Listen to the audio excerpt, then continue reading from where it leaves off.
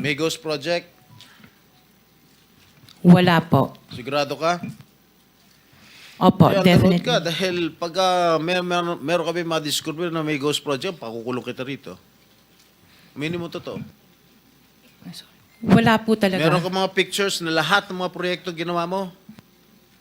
Yes po, Nasaan? meron po kami. Lahat ng mga 400 projects, meron kang litrato? Yes po. O i-submit mo rito sa committee. Alam mo, nakakapagtaka dahil kayo lagi nakakuha ng DPWH contracts, ha? Sino ba talaga sa DPWH ang nagbibigay sa inyo listahan ng mga projects for bidding? Turo mo na. Wala po akong knowledge po. Sino ang point person nyo sa DPWH na nagbibigay sa inyo ng informasyon na ito, o para sa inyo, ito para sa kanya? Sino? Madami po kaming sinasabi. I really don't have the figures right now, You know, but I if you can... come here, you have to come here prepared. Yes You do po. not come here unprepared. Alam mo na, tatanungin ka eh. Ikaw sikat na contractor, papa-interview ka. Oh. You have to come here prepared. Madam Diskaya, Sarah, it is common knowledge that you own 9 companies. Namely, St. Gerard, St. Timothy, Alpha and Omega, Elite General Contractor and Development Corporation, St. Matthew, Great Pacific Builders, YPR General Contractor, Amethyst Horizon Builders, and Waymaker OPC. Am I correct? Yes po. Hanggang ngayon, up to now, you own these 9 construction companies? Yes po. All right. Since you started securing contracts from the DPWH, since kailan kayo nag-umpisa? 2012? DPWH? Yes. Yes po, O 2012. pag-usapan muna natin yung 2022 hanggang 2025. Ilan na po yung naging projects nyo sa DPWH? Marami na po. Ilan nga? I don't have Mahigit the figure. 400? Mahigit 500? Within the span of 3 years. I don't have the figures po. Estimate lang po, ballpark Give me a figure. ballpark figure.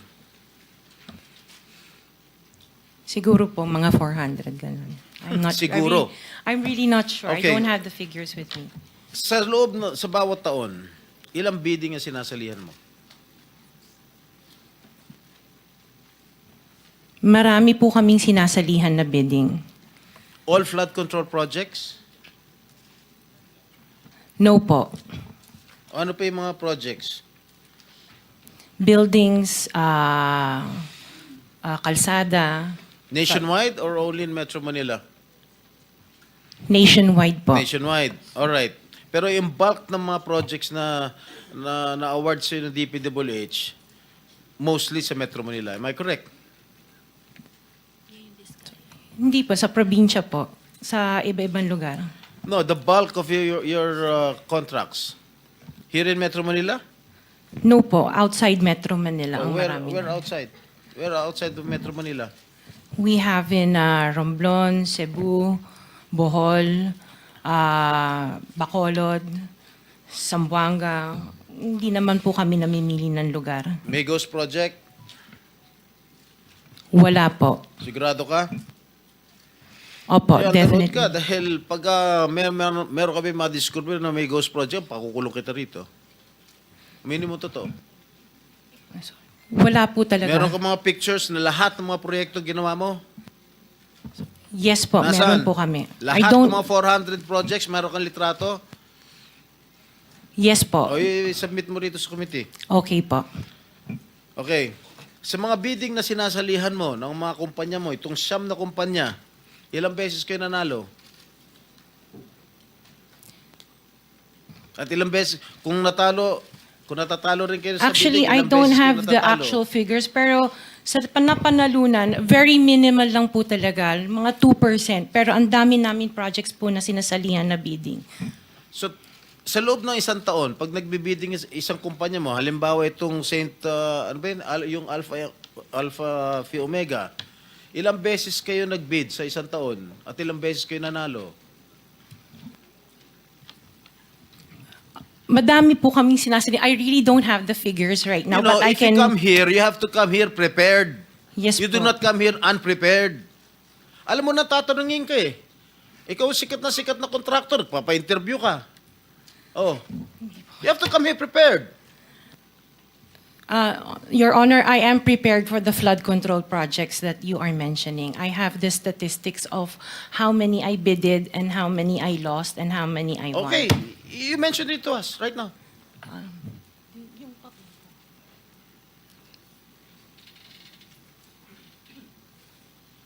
You are asking her to relate the 400. No. Parang mahirap naman yata. Hindi. 400. In 2022, I bidded for 491 projects. This is just for the flood control, Your Honor. How many projects for 491. 191? 491. 491. I joined the bidding. Po. Oh. This is in 2022. I only got 71 projects from the 491 na sinalinan ko po. 71 only. How many companies? Itong This is siyam? just for Alpha and Omega Oh, po. what about the other companies? What about the other 8 remaining companies that you own? I don't have the statistics Oh. for that because I was only called as Alpha Wait, and Omega. You admitted earlier when I asked you if you own these 9 companies and you answered in the affirmative. Right now I'm asking you kung ilan yung 71 71 flood control projects na napanalunan ninyo. Now you're only speaking in behalf of Alpha Phi Omega. Eh kanina sinabi mo ikaw may-ari ng Siam. Why can't you answer in behalf of the 8 remaining companies? Kasi po, yun lang yung na-prepare po namin for today's hearing. St. Gerard Construction. Nandun yung pangalan ng asawa mo, Pacifico Discaya. Okay? Doon sa St. Timothy, sino may-ari ng St. Timothy? Ikaw si Remando, no? Kamag-anak mo si Discaya, correct? Sabi mo, pamangkin mo. Tama? And who is this Maritoni Miligrito, the owner of Elite? General contractor. Who is this? Answer. Pinsan ko po, Mr. Chair. From the left pocket to the right pocket. St. Matthew. Nandito yung asawa mo, Pacifico Discaya. Great Pacific. Oh, ikaw, nandyan ang pangalan mo, oh. Si Sarah Rowena Discaya. Kaya hindi mo mapapagkaila, eh. YPR General Contractor. Nandito rin ang pangalan mo. Miss Sarah, alam mo, huwag ka magsisinungaling, ha? Amethyst Horizon. Sino si Amethyst Horizon? Sino si John Brian Eugenio? Who is he? Sagutin mo, Miss Rimando. I didn't know, Mr. Chair. Madam Sarah. He's one of our employees. Oh, dami. Waymaker. Sino si Gerald William Discaya? He's my eldest son. Okay. Alpha Phi Omega, yan, asawa mo. So, you confirm, lahat ng siyam na yan, ikaw ang may-ari. Tama? Part owner po. Part owner. Okay. Kaya nyo ba talaga pagsabay-sabayin yung mga construction, mga proyekto ninyo? Paano nyo nagagawa ito? Yes po, we have sufficient employees naman that can carry out and execute the project. Okay, ilan ba yung mga empleyado ninyo? In the office po, mga 200 plus. Sabay-sabay kayong naawardan ng kontrata ng DPWH. Alam mo, nakakapagtaka dahil kayo lagi nakakuha ng DPWH contracts, ha? Sino ba talaga sa DPWH ang nagbibigay sa inyo listahan ng mga projects for bidding? Turo mo na. Wala po akong knowledge po. Talaga? Ba't Yes, nakakapagtaka dahil yung siyam na construction companies nyo, yun ang laging favored, kumbaga, sa bidding. Kasi ang balita ko, isa kayo sa mga una nakakita at nakakapili ng mga projects.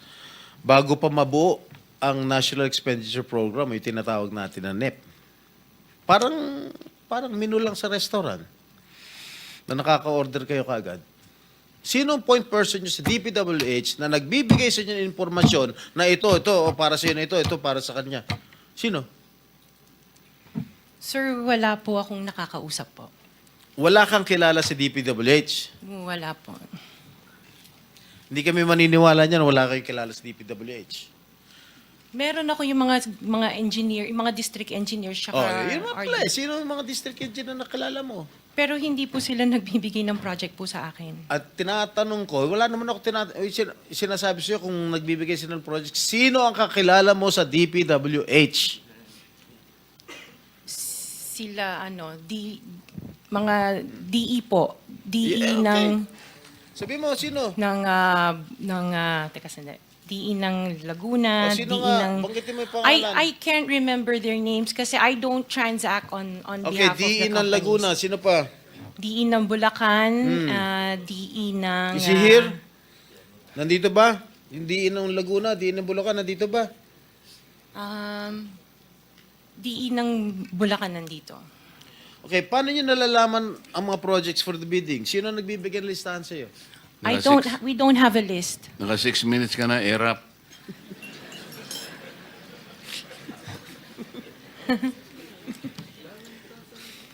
Okay, I don't have a list po.